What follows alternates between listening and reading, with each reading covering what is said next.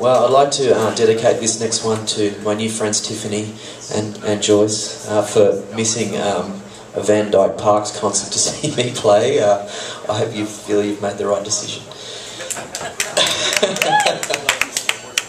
He'll be around for years, you can see him anytime.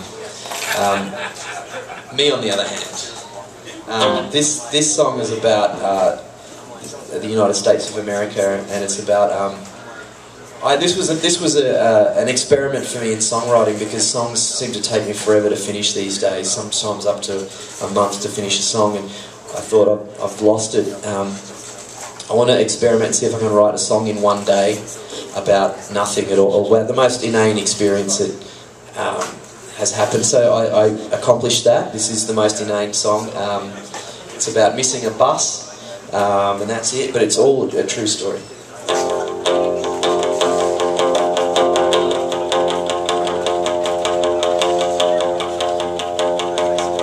One day, way out of my jurisdiction, I stopped an old man on the street and I asked him for directions, and I said, "What's the quickest way back into town?"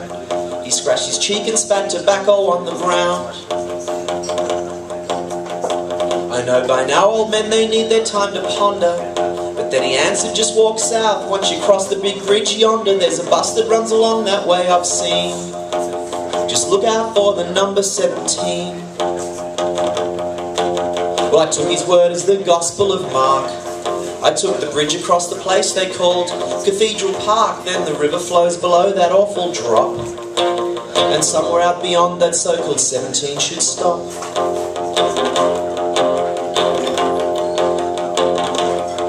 But then I wavered when I reached the other bank.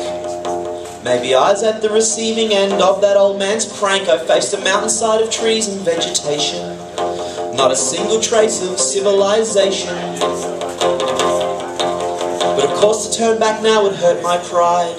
I found an exit to a freeway and I walked along the side till I came across a lonely faded sign that confirmed me on the 17 route line. Well, I waited there for ages, sat in vain. I spent an hour trying to recall my confirmation name. I said the rosary 3 times and then again. I waited for the 17, but the 17 never came. I waited for the 17, but the 17 never came.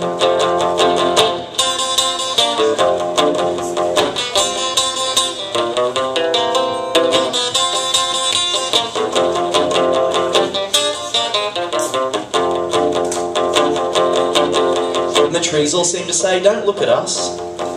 Can't you see there's no one round here who could ever need a bus?" And then I said, "Well, it could be worse, it could be." Then it started to rain. I waited for the 17, but the 17 never came. I waited for the 17, but the 17 never came. So I set off along a path of muddy porridge. I came across a diesel engine, Union Pacific in blood orange. It was shunting to a switcher with the chain. It needed carriages to be called a train. I said, "Excuse me, Mr. Railway Worker, sir. I need to get back to the city from the middle of nowhere. You at least seem to be pointing the right way. So can I please hitch a ride with you today?" He said, "I'd say yes if it were up to me. But these days there's so much red tape and bureaucracy, but there's a bus, I'll show you where to catch it from." But I already waited for the 17 and the 17 didn't come. I waited for the 17, but the 17 didn't come. Instead the gale force winds came with the rain and turned my umbrella to a mangled weather vane. I left it crumpled in a heap there on the ground. Damn that 17, I'll just walk back to town. Now this weather don't seem natural or fun. Maybe I'd feel different if I was born in Oregon, but I'm from a place that's mostly hot and dry. Try and tell this to an angry sky. To answer me the sky only grew darker. The rain had invaded my sneakers and the lining of my parka, and the fingers of my hands had all gone numb. I waited for the 17, but the 17 didn't come. I waited for the 17, but the 17 didn't come.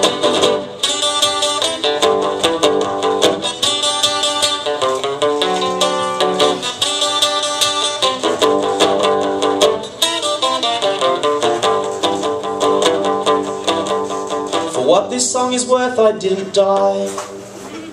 I found a cozy cafe and I ordered a soy chai, feeling the most intrepid man the world has seen.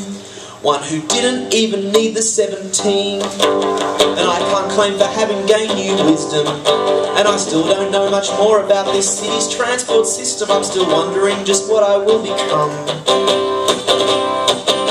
When I waited for the 17, but the 17 didn't come. I waited for the 17, but the 17 didn't come.